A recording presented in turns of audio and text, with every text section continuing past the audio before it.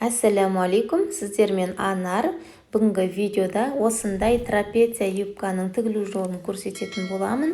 Өте оңай, тез тігіледі және мата шығыны аз. Сондықтан видеоны соңына дейін қараңыздар. Әдеттегідей сіздерге түсінікті болу үшін мен алдымен қағазға түсіндіретін боламын. Бізге юбкамызды тігу үшін екі өлшем қажет болады. Бөксе айналымы және юбкамыздың ұзындығы. Бұл жерде мен барлық размерге, өлшемге келетін, яғни 42 мен 48 размерге келетін юбканы тігетін боламын.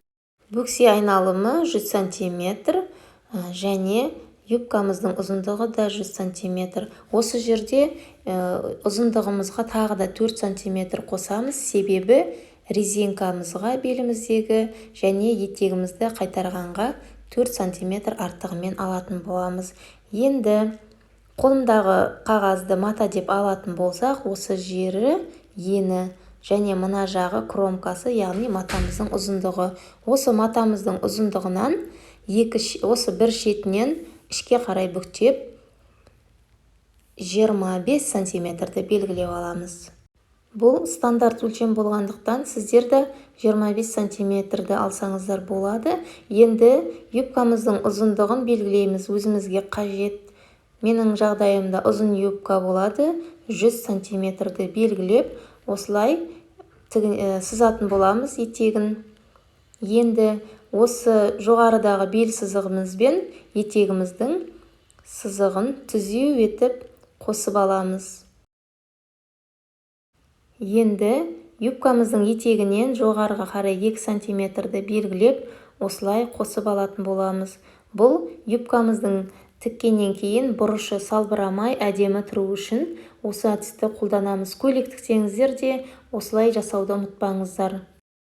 Барлық сызып алған жерімізді қиып алатын боламыз. Біздің юбкамыздың алдыңғы бөлігі осымен дайын болады. Көрінісі осындай алдыңғы бөлігіміз. Енді бізге екінші артқы бөлікті қиятын боламыз. Ол үшін осылай жарты матамыз қалды ғой біздің, соны екіге бүктейміз. Содан кейін соның үстіне алдыңғы бөлігімізді орналастырып, айналдырып сызып алатын боламыз. Сол сызған жерлерімізді қиып аламыз.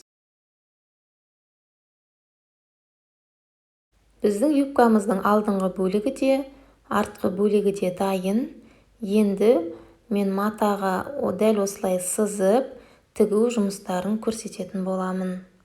Алдыда айтып өткенімдей, матаға тура солай сызып, қиып алып жатырмын. Бұл біздің юбкамыздың алдыңғы бөлігі. Енді алдыңғы бөлікті алып, осы қалған матамызды екіге бүктеп, соның үстіне алдыңғы бөлікті орналастырамыз.